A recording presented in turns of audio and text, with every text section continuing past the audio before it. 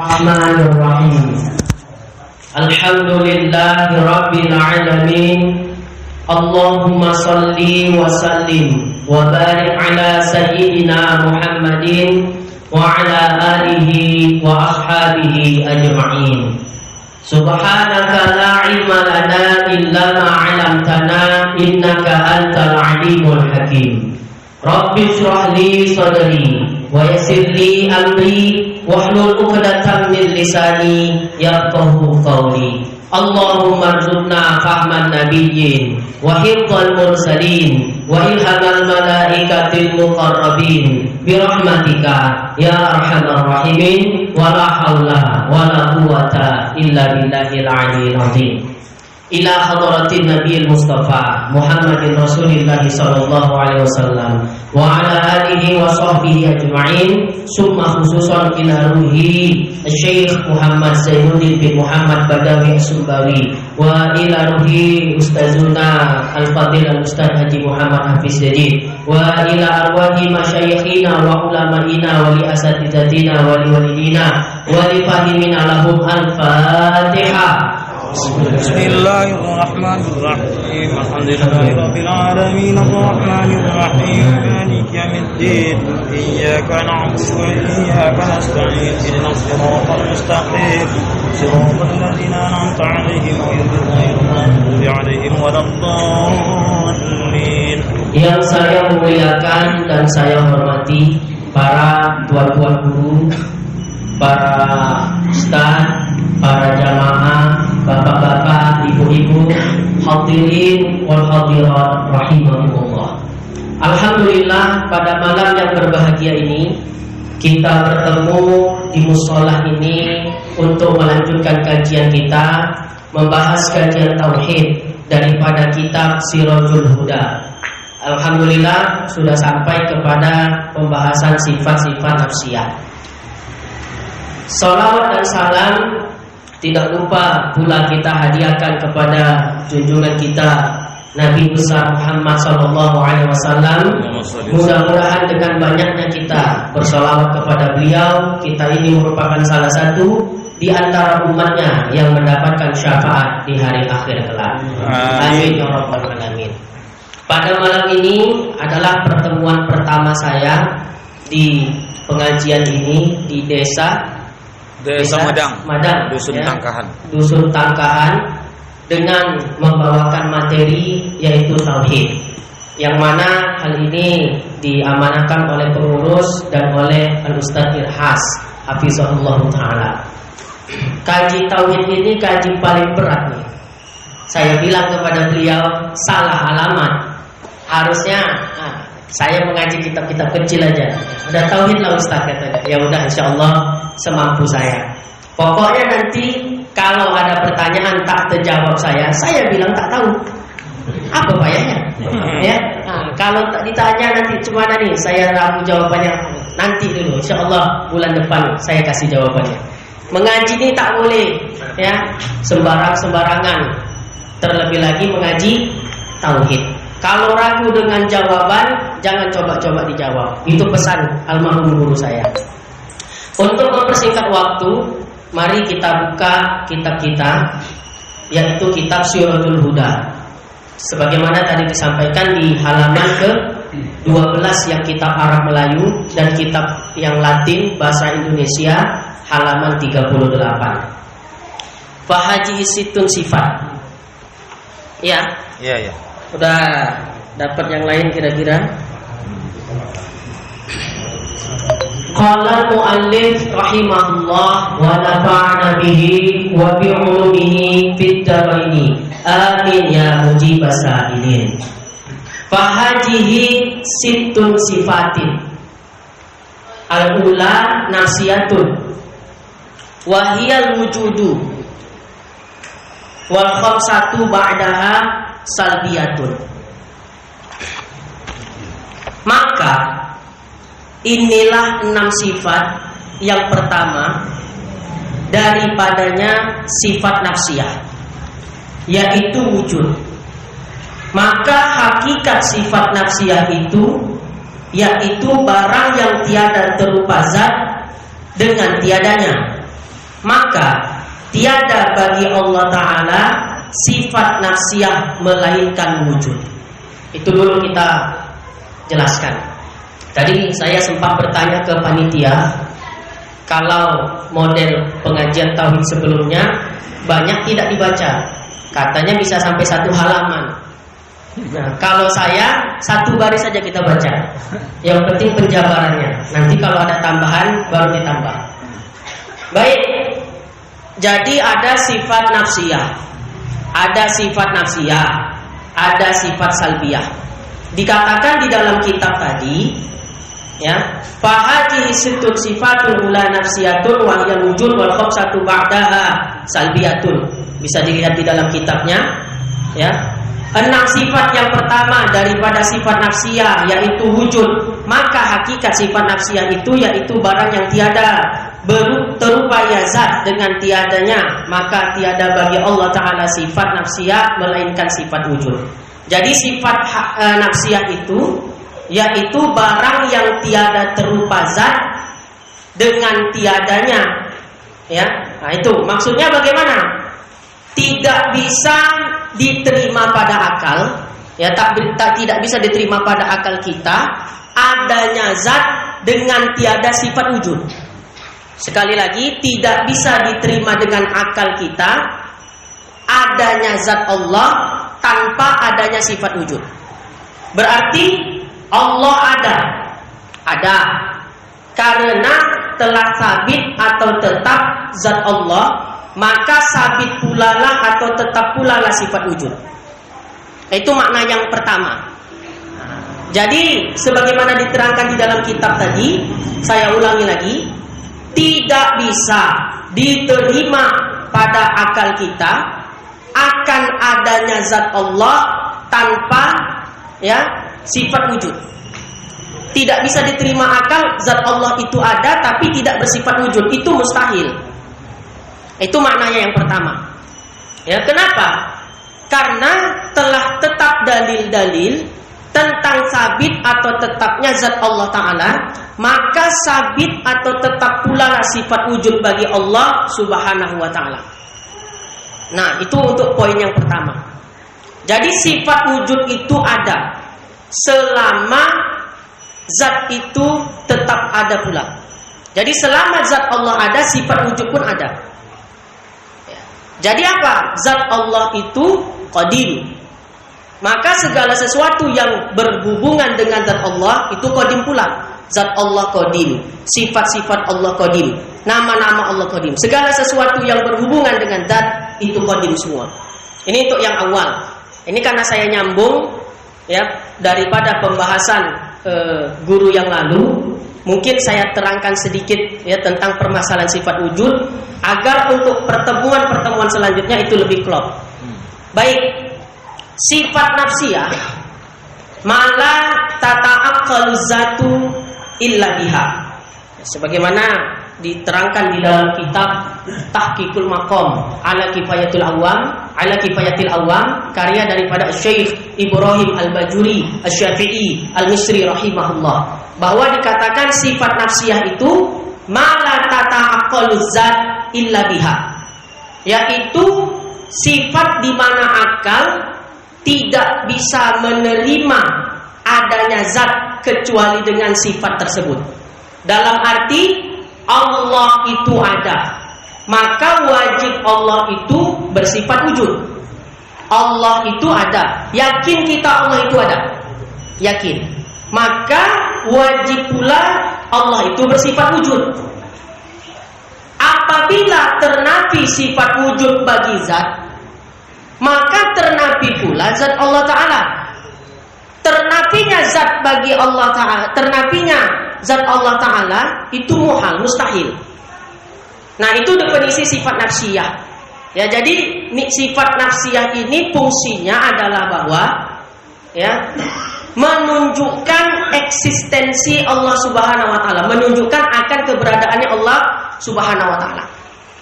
Jadi kalau kita pahami Allah itu ada, maka wajib pula Allah bersifat wujud.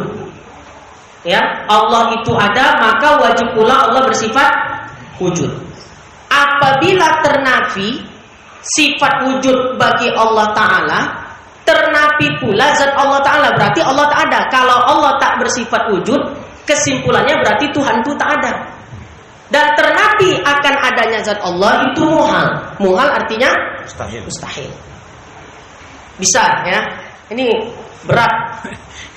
Udah pun ya, ini hari pertama saya di sini agak grogi saya.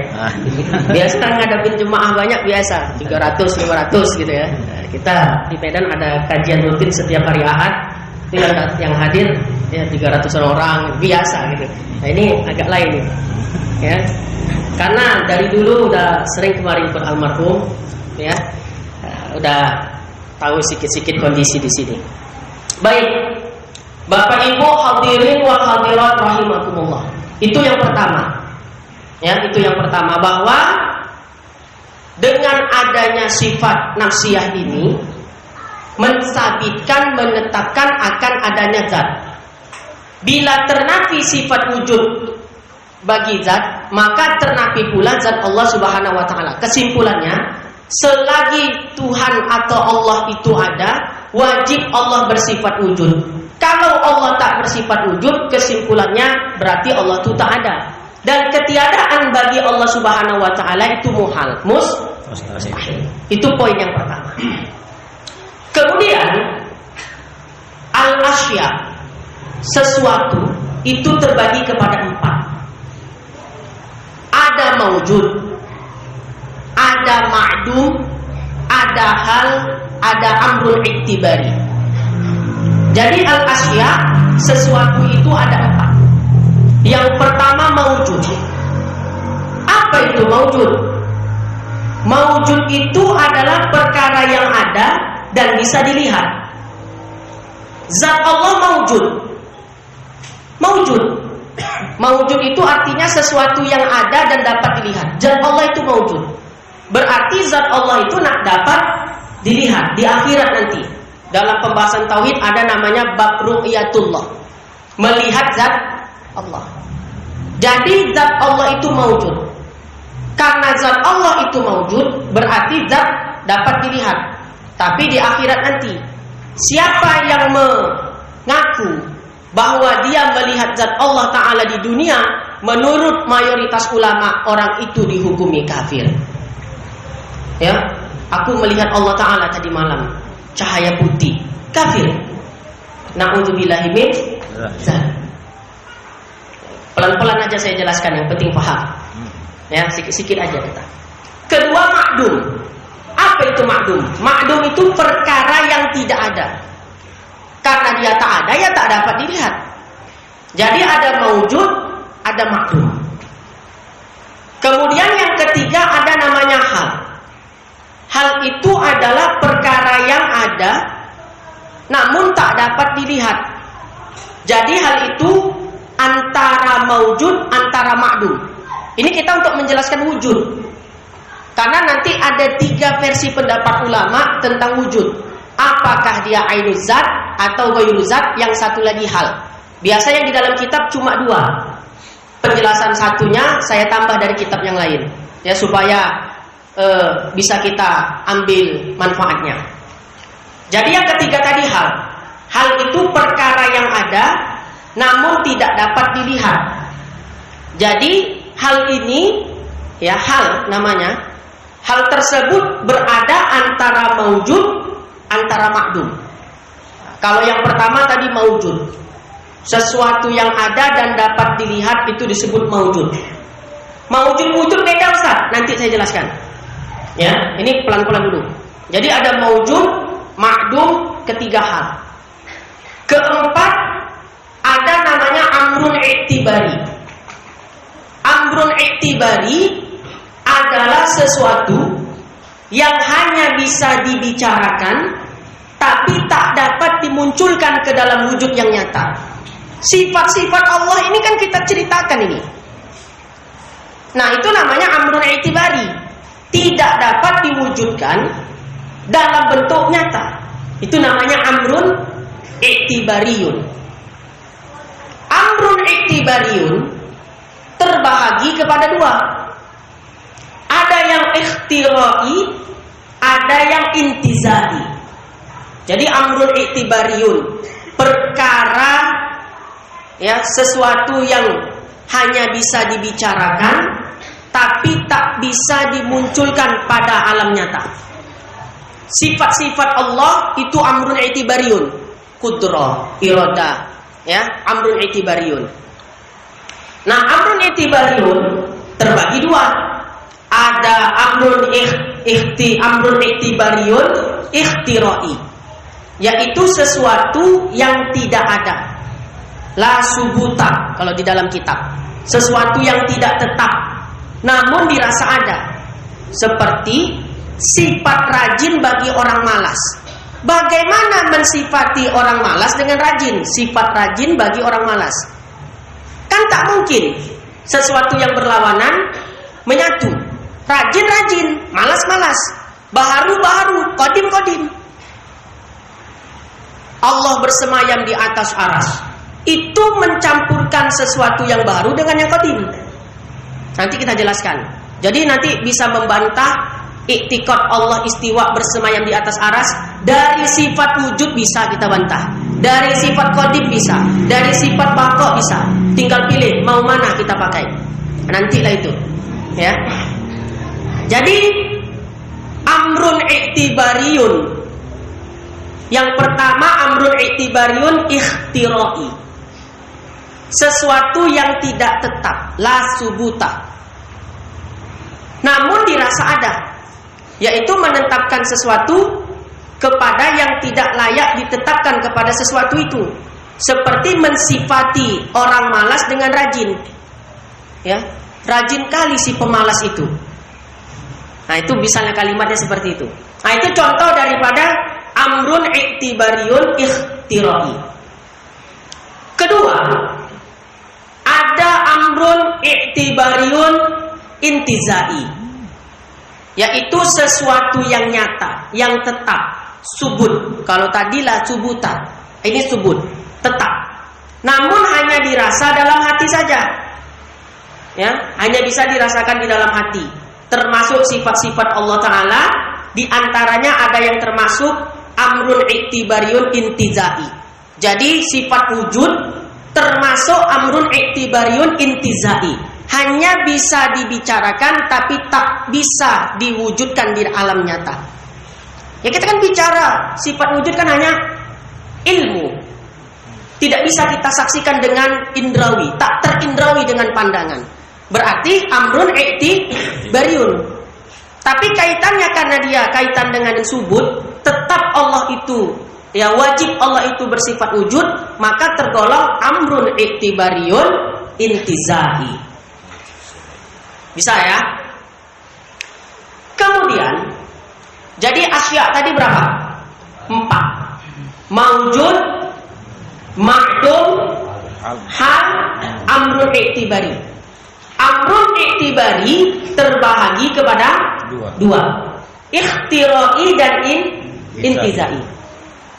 Jadi menetapkan Allah bersemayam di atas arsy itu termasuk amrun i'tibari, tapi yang ikhtirai. Dan menetapkan sifat wujud bagi zat itu juga termasuk amrun i'tibari, tapi yang intizai. Mafhum? Paham ya? Nah, jadi asya 4. Mengenai hal, tadi kan ada maujud, ma'dum, hal. Mengenai hal para ulama berbeda pendapat. Hal itu tadi apa? Perkara yang ada namun tak dapat dilihat. Antara maujud, antara ma'dum. Kalau dia dapat dilihat berarti bukan hal namanya. Maujud. Kalau dia dikatakan tidak ada, berarti bukan hal namanya ma'dum. Makanya hal ini martabatnya antara maujud, antara ma'dum. Terkait tentang masalah hal, para ulama berbeda pendapat. Sebahagian ulama menetapkan atau menganggap hal itu ada. Sebagian ulama menetapkan atau menganggap hal itu ada. Hal istilah ya, hal yang menganggap hal itu ada. Seperti siapa? Al-Imam Abu Bakar Al-Baqillani Asy-Syafi'i rahimahullah, penyusun kitab Al-Insaf. Jadi ada kitab tauhid, ya, namanya kitab Al-Insaf. Itu disusun oleh Al-Imam Abu Bakar Al-Baqillani. Al-Imam Abu Bakar Al-Baqillani ini termasuk ulama yang menetapkan akan adanya hal. Jadi nanti sifat wujud masuk kepada hal menurut Imam Abu Bakar Al-Baqillani. Nanti saya jelaskan. Nah, ini ada kitab Al-Insaf. Saya punya cerita dengan almarhum guru saya, guru kita lah ya. Karena almarhum pernah ngisi di sini. Al-Fadil Al-Ustaz Haji Muhammad Hafiz Yaji. Dulu saya tukang nyariin kitab beliau. Jadi beliau kalau memerlukan suatu kitab selalu nyuruh saya, "Mitra, carikan dulu saya kitab ini." Jadi beliau minta kitab Al-Insaf. Di Medan tak ada jual. Waktu itu saya belum punya akses ke Jawa, ya. Sampai selang 1 tahun kemudian barangkali ada guru saya dari Qatar, ahli qiraat. Beliau memberikan hadiah kitab untuk almarhum.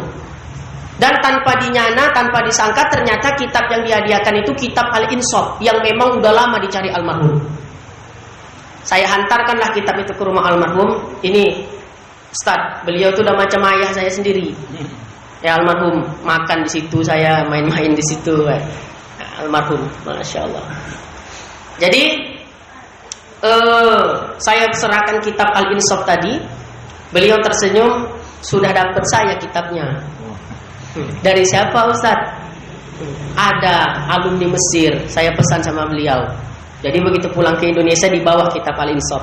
Terakhir kitab yang dari guru saya yang dari Qatar itu diterima beliau. Kitab beliau yang udah ada catatan-catatan dari almarhum dikasih sama saya. Alhamdulillah. Ya. Jadi kitab Al-Insaf itu ada coretan-coretannya tulisan tangan almarhum. Nah, itu ya kitab sakti. Ya, saya bilangkan kitab sakti karena banyak penjelasan-penjelasan yang luar biasa di dalam kitab Al-Insaf. Jadi penyusunnya itu tadi Al-Imam Abu Bakar Al-Baqillani. Nah, ulama yang menetapkan hal itu ada, tadi kan asya ada 4. Maujud, ma'dum, hal, amrun, i'tibariyun. Termasuk ulama yang menetapkan hal itu ada, ya, hal itu termasuk salah satu dari yang 4, itu adalah Al-Imam Abu Bakar, ya, Al-Baqillani. Saya teringat pernah menyampaikan beliau dalam satu kajian tauhid. Saya diantaranya menghatamkan kitab Fathul Majid dari awal sampai habis itu dengan almarhum khatam. Ya, dari awal sampai habis. Karya Syekh Muhammad Nawawi Ibnu Umar Al-Bantani Al-Jawi Asy-Syafi'i rahimahullah. Kitab Fathul Majid Syarah Durul Farid. Ya, ini kalau di Pondok Pesantren Mustafawiyah itu dipelajari.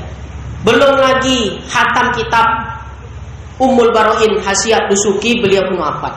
Ya, berhenti pengajian karena sakit, akhirnya ya udah 3/4 perjalanan belum sempat khatam, beliau wafat. Semoga Allah ampunkan dosanya, terima amalnya, dilapangkan kuburnya, diberikan tempat sebaik-baik tempat di sana. Amin. Amin ya rabbal alamin.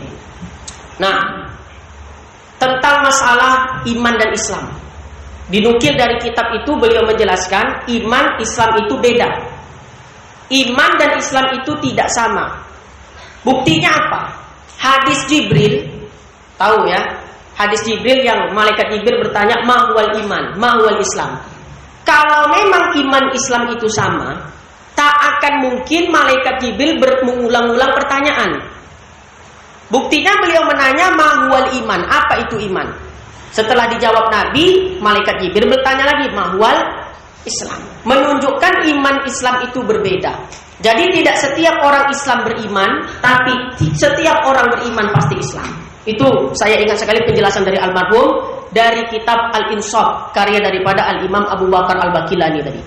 Termasuk kedua, ulama yang menetapkan hal itu ada, hal, maujud, ma'dum, hal, amrun i'tibariyun. Pembahasan kita hal, karena nanti kaitannya dengan sifat wujud. Termasuk ulama yang menetapkan adalah Al-Imam Al-Juwaini, atau yang lebih dikenal dengan Al-Imam Al-Haramain, guru daripada Al-Imam Abu Hamid Muhammad bin Muhammad Al-Ghazali At-Tusi Ad-Dimashqi Asy-Syafi'i. Al-Imam Al-Ghazali. Jadi guru beliau namanya Al-Imam Juwaini atau Imam Haramain. Jadi Imam Al-Haramain ini termasuk pula ulama yang menetapkan hal itu ada. Ya, jadi maujud, makdum, hal, amrun i'tibariyun, yaitu Imam Haramain. Imam Haramain ini juga termasuk tokoh ilmu tauhid yang di dalam akidah Ahlus Sunnah wal Jamaah. Imam Al-Haramain. Karomah dari beliau itu bisa ngajar di 2 tempat. Ini saya dengar juga dari almarhum.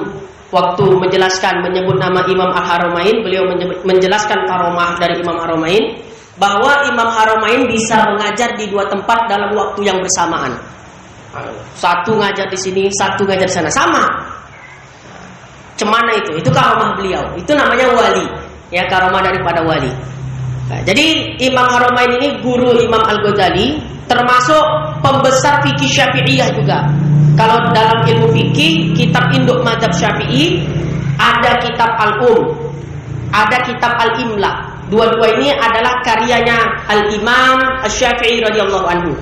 Kemudian Imam Syafi'i punya murid namanya Al-Imam Al-Buwaiti. Kemudian murid yang kedua adalah Al-Imam Muzani, nama kitabnya Mukhtasar Al-Muzani. Nah, inilah 4 kitab induk fikih dalam mazhab Syafi'i yang semuanya itu dihimpun dan disyarahkan oleh Al-Imam Al-Haramain, diberi nama kitabnya Nihayatul Matlab dengan jumlah jilid 40 jilid. Ya, alim betul ini. Ya, saya senang kalau cerita ulama. Dari kitab Nihayatul Matlab itu, karena beliau itu gurunya Imam Al-Ghazali, diringkaslah oleh Imam Al-Ghazali kitab Nihayatul Matlab itu menjadi kitab Al-Basit. Ternyata kitab Al-Basit masih terlalu cukup tebal, diringkas lagi oleh Imam Ghazali menjadi nama kitabnya Al-Wajiz. Nah, dari kitab Al-Wajiz ini nanti muncul kitab Al-Muharrar karya Imam Ar-Rafi'i. Dari kitab Al-Muharrar itu diringkas jadi kitab Minhajul Thalibinnya Imam Nawawi. Nah, kemudian Imam Rafi'i juga punya dari kitab Al-Wajiz ini ada namanya Syarhus Shaghir, Syarhus Shaghir dan Syarhul Kabir. 2 kitab itu. Nah, Syarhul Kabir juga karya Imam Rafi'i. Nah, ini yang nanti menjadi cikal bakal kitab Raudhatut Thalibin. Jadi Imam Nawawi punya kitab Minhajut Thalibin wa Umdatul Muftin dan punya juga kitab Raudhatut Thalibin. Nama asli beliau siapa? Al-Imam Muhyiddin Abi Zakaria Yahya bin Syarah An-Nawawi Ad-Dimashqi Asy-Syafi'i rahimahullah, yang masyhur dengan nama Imam Nawawi. Ulama yang tak pernah menikah, 45 tahun wafat. Ya, tak pernah menikah. Kenapa? Sibuk mengaji, sibuk menyusun kitab. Awak mengaji tidak, menyusun kitab tidak. Ya, udah menikah nak menambah lagi. Ya? Nah, baik.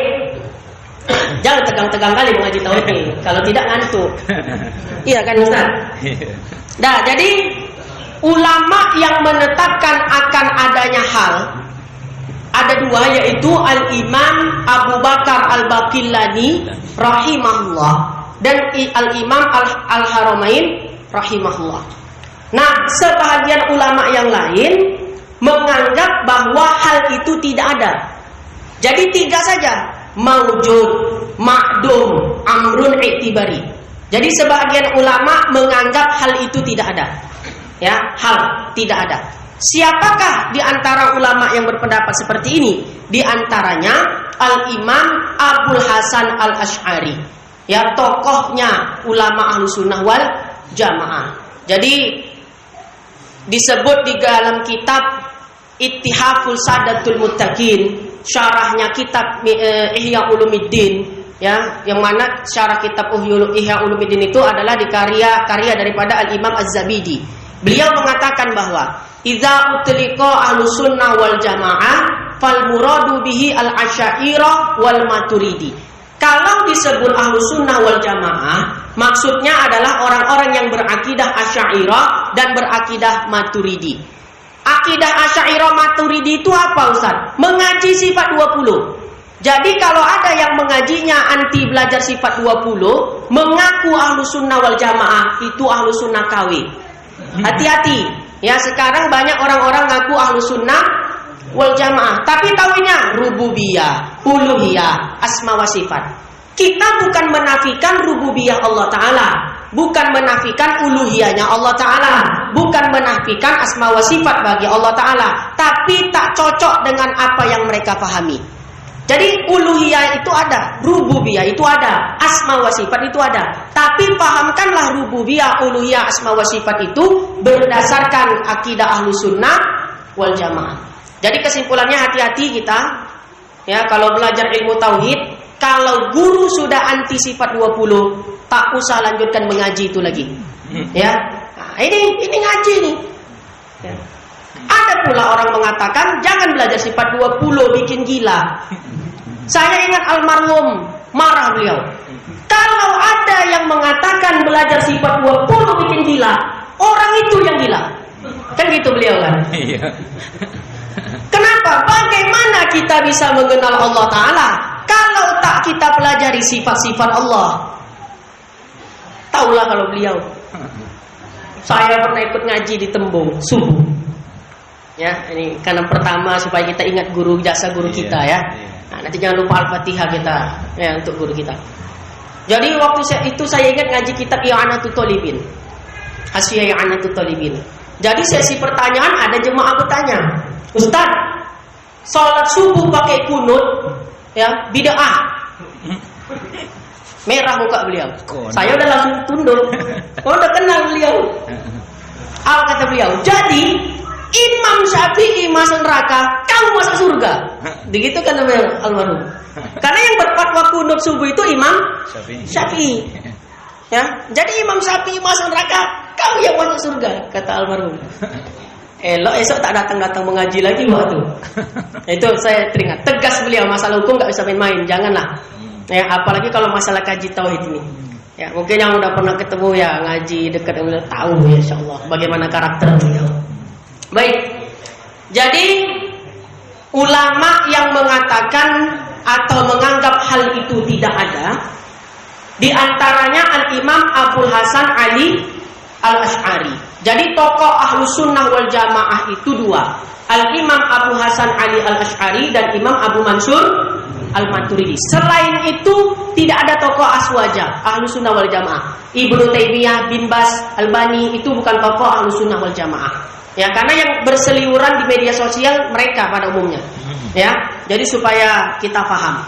Nah, kalau ikut pendapatnya Imam Al-Asy'ari, berarti al-asya itu tiga saja. Maujud, ma'dum, amrun i'tibari. Halnya tidak ada. Dan disebut oleh Asy-Syaikh Ibrahim Al-Bajuri Asy-Syafi'i Al-Misri rahimahullah di dalam kitab beliau Tahqiqul Maqam ala Kifayatil Awam, pendapat yang kuat adalah pendapat yang kedua, bahwa hal itu tidak ada. Jadi asya itu tiga, itu pendapat yang kuat menurut Syekh Ibrahim Al-Bajuri. Tapi saya jelaskan kedua-duanya sebagai perbendaharaan ilmu untuk kita. Kemudian terkait tentang wujud, para ulama berbeda pendapat. Mungkin ini sudah disampaikan ya oleh Mu'alim Budi, ya ngajar tauhid Ustaz. Iya. Bahwa terkait sifat wujud ini ada tiga kelompok ulama. Yang pertama, menurut Al-Imam Al-Asy'ari, wujud itu adalah ainu zat. Ya, menurut Imam Al-Asy'ari, wujud itu adalah ainu zat. Yaitu wujud itu ya zat. Zat itu adalah wujud. Itu menurut Imam Abul Hasan Al-Asy'ari. Wujud adalah zat. Zat adalah wujud. Bagaimana penjelasannya? Ya, wujud artinya apa? Ada. Ketika ditanya, ada HP? Ini. HP ada. Ini juga. Wujud HP. Ini. HP wujud. Ini juga. Berarti kan sama. Makanya menurut Imam Abul Hasan Al-Asy'ari, wujud itu ainu zat. Makanya beliau menolak menetapkan hal pada al-asya yang 4 tadi. Nah, itu alasannya kenapa Imam Al-Asy'ari menetapkan bahwa al-asya itu 3, maujud, ma'dum, amrun i'tibariyun. Beliau tidak memasukkan hal. Kenapa? Karena menurut beliau wujud itu adalah ainu zat. Wujud adalah zat, zat adalah wujud, sama. Nah, itu yang dimaksud dengan ainuz zat. Kedua, tentang wujud. Menurut Al-Imam Fakhruddin Ar-Razi, ulama tafsir, ya, kitab tafsir beliau itu cukup masyhur, ya, tafsir Mafatihul Ghaib, ya, atau yang lebih masyhur tafsir Al-Imam Fakhruddin Ar-Razi. Menurut Al-Imam Al-Razi, Fakhruddin Ar-Razi, bahwasanya wujud itu ghairu zat. Wujud itu bukan zat, tapi wujud itu adalah sifat. Jadi menurut beliau, wujud adalah amrun iktibariyun. Jadi Imam Fakhruddin Ar-Razi menggolongkan wujud itu adalah amrun iktibariyun. Wujud adalah sifat, ya, bukan zat. Contoh begini. Apa warna HP? Hitam. Ya, warna HP-nya ini hitam. Anggap dia warnanya hitam. Hitam ini melekat pada HP. Sebagaimana melekatnya warna hitam pada HP, demikian pula lah sifat wujud bagi zat. Begitulah kurang lebih pemahamannya. Berarti kan beda. Ya, beda antara wujud dengan zat. Ya, apa warna HP? Hitam. Hitam berada pada zat HP. Sebagaimana warna hitam pada zat HP ini, begitu pula sifat wujud bagi zat Allah. Berarti kan berbeda antara wujud dengan zat. Tapi jangan dibayangkan begitu pula sifat wujud bagi zat melekat begitu, tidak. Setinggi apapun ilmu tauhid seseorang, tak akan ada yang mampu mengetahui hakikat zat dan sifatnya Allah. Hakikat zatnya Allah Subhanahu wa taala.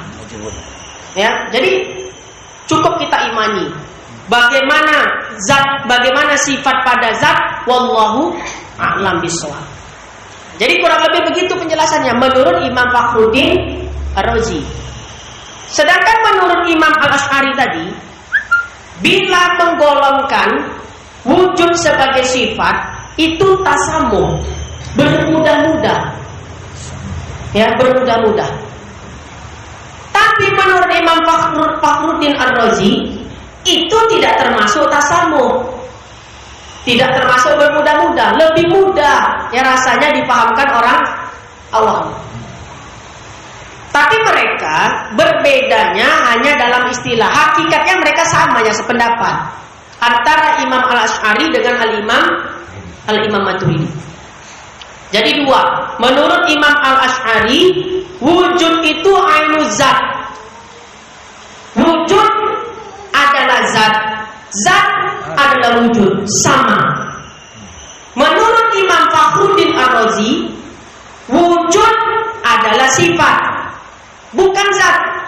Beda wujud, beda zat. Sebagaimana yang saya contohkan tadi. Biasa dua yang kita sering dengar. Pendapat yang ketiga, bahwasanya wujud itu adalah hal.